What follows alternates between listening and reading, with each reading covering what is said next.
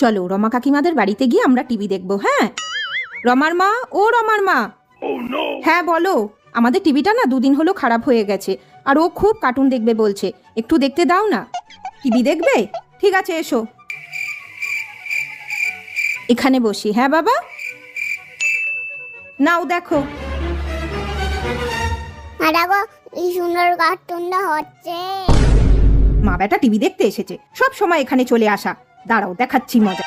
লাইনটাই of করে দি, তাহলে মা বেটা আর টিভি দেখতে পারবে না। দেখো এবার কত কার্টুন দেখবে।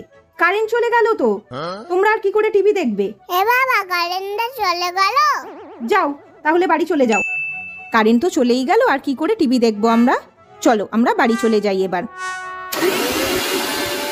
মিক্সিটা চলছে, তার মানে কারেন্টটা ছিল, ইচ্ছা করে বন্ধ করে দিল, বুঝলি তো বাবান। চলো আমাদের যখন টিভি ঠিক হবে আমরা তখন দেখবো। হ্যাঁ।